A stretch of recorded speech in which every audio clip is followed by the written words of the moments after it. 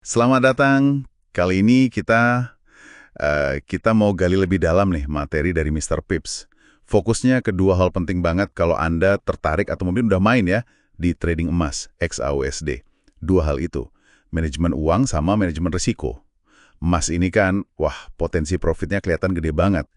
Tapi ya itu, seperti diingatkan sumber ini juga, kilaunya itu sepaket sama risiko tinggi. Volatilitasnya itu loh. Jadi tujuan kita sekarang, ya kita coba bongkar bareng, kenapa sih manajemen uang dan risiko ini jadi kayak, sabuk pengaman lah ya. Wajib hukumnya biar bisa terus main di pasar emas yang kadang suka liar ini. Kita bedah bareng ya. Betul sekali. Nah, materi Mr. Pips ini ngebedain keduanya dengan jelas loh. Jadi, money management itu lebih ke soal strategi Anda ngelola semua modal trading. Misalnya, berapa persen modal yang dipakai buat satu kali transaksi, terus gimana alokasi dana antar aset kalau misalnya ada diversifikasi gitu, sampai ke rencana jangka panjang buat ngembangin akun. Ini ibaratnya kayak ngatur logistik keuangan Anda lah, gambaran besarnya. Oke. Itu gambaran besarnya ya, logistiknya. Terus kalau risk management lebih spesifiknya gimana? Apa bedanya? Lebih taktis sifatnya. Fokusnya itu ke tiap transaksi, jadi per posisi trading gitu. Tujuannya itu bukan buat ngehindarin rugi sama sekali, yang nggak mungkin lah ya dalam trading, tapi lebih ke gimana Anda mengendalikan kerugian itu, gimana caranya membatasi potensi loss, biar dampaknya itu nggak fatal lah ke modal Anda. Jadi kalau money management tadi itu strategi pertahanan secara keseluruhan, nah risk management ini teknik bertahan di tiap pertempuran, di tiap transaksi.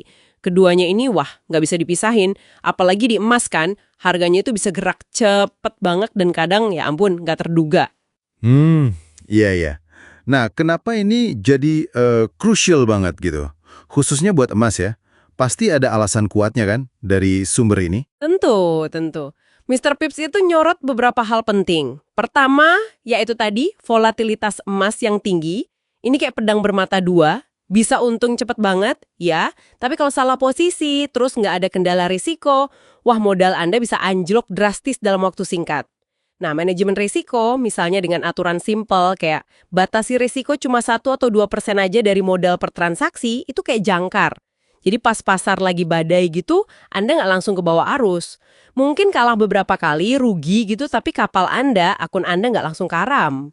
Menarik. Itu kan melindungi modal secara fisik ya, angkanya. Ada manfaat lain nggak? Mungkin ke sisi, emosi gitu. Kan trading suka bikin emosi naik turun tuh. Justru itu poin krusial kedua yang ditekankan banget. Dengan punya batas rugi yang jelas, yang terukur, dan Anda udah tahu sebelum masuk posisi, itu secara signifikan ngurangin tekanan psikologis loh. Anda jadi tahu persis, oke, kalaupun analisa saya salah, maksimal ruginya ya segini. Udah ditentuin. Ini ngebantu banget jaga kepala tetap dingin. Bisa mikir lebih rasional, bikin keputusan lebih baik, dan yang penting, ngehindarin jebakan emosional kayak revenge trading. Oh, yang kayak mau balas dendam ke pasar itu ya.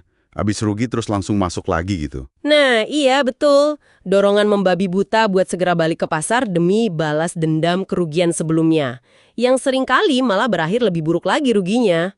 Jadi fondasi mental ini penting banget biar Anda nggak terbakar habis modalnya dan ya keluar dari pasar terlalu cepat. Oke, kebayang. Bisa kasih contoh praktis nggak? Gimana terapinya sesuai arahan Mr. Pips ini? Misalnya nih, modal saya katakanlah $1.000. Oke, bagus. Kita pakai contoh dari materi ini ya. Modal Anda $1.000, terus Anda putusin mau pakai aturan risiko yang konservatif aja deh, misalnya 1% per transaksi. Artinya, kerugian maksimal yang bisa Anda toleransi buat satu posisi trading itu ya $10. Gitu kan? 1% dari 1.000. Nah, terus berdasarkan analisa Anda, entah itu teknikal atau fundamental, Anda nentuin level stop loss yang ideal. Misalnya, jaraknya 200 poin pergerakan harga emas dari titik Anda masuk.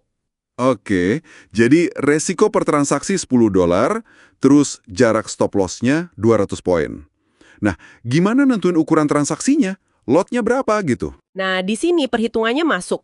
Untuk XAUSD, umumnya ya, pergerakan 1 poin dengan ukuran 0,01 lot itu nilainya sekitar $0,01.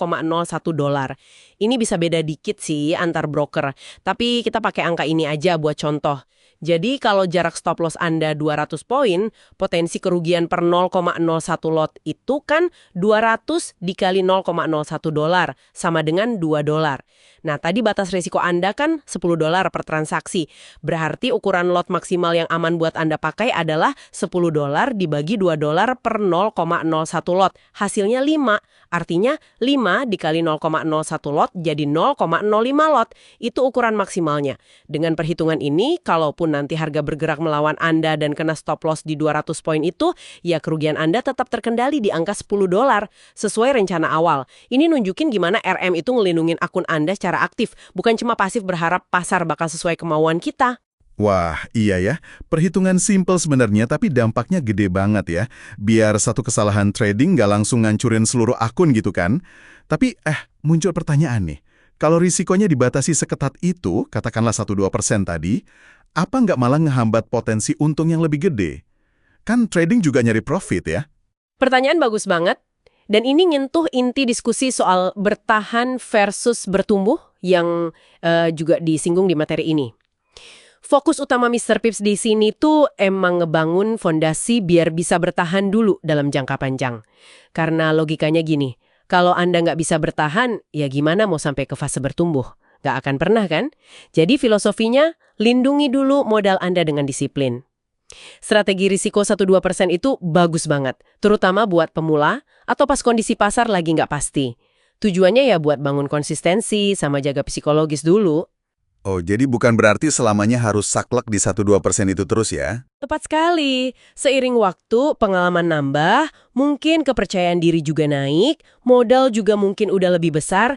Nah, Anda bisa aja ngelakuin penyesuaian. Mungkin naikin jadi 3%. Atau pakai metode scaling posisi yang lebih kompleks mungkin. Tapi kuncinya, penyesuaian itu harus tetap terukur dan disadari. Bukan karena impulsif atau serakah.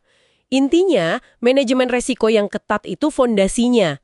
Kalau fondasinya udah kokoh, baru Anda bisa mikir bangun lantai berikutnya buat pertumbuhan. Tapi ya itu, tetap dengan perhitungan matang. Jangan sampai nafsu pengen cepet kaya malah ngerusak fondasi yang udah susah payah dibangun. Oke. Jadi kesimpulan dari materi Mr. Pips ini jelas banget ya. Lupain dulu deh mimpi cepat kaya dari emas kalau belum menguasain manajemen uang sama risiko. Keduanya ini fondasi mutlak. Strategi trading sehebat apapun jadi rapuh kalau nggak ada ini. Ini bukan lomba lari sprint buat cepat profit, tapi lebih kayak maraton ya, buat bertahan dan akhirnya berkembang di pasar. Benar sekali. Persis seperti itu. Dan mungkin sebagai pemikiran penutup nih buat Anda renungkan lebih lanjut yang muncul dari diskusi kita tadi. Kalau bertahan itu fondasi awal dan bertumbuh itu tujuan jangka panjangnya, nah gimana Anda secara konkret ngerencanain transisi antara keduanya dalam strategi trading Anda? Kapan sih waktu yang tepat buat mulai sedikit melonggarkan tali kekang risiko demi ngejar potensi profit yang lebih besar? Dan gimana caranya biar nggak balik lagi ke perilaku impulsif? Nah, nemuin keseimbangan personal Anda di sini, itu jadi kunci pengembangan Anda sebagai seorang trader.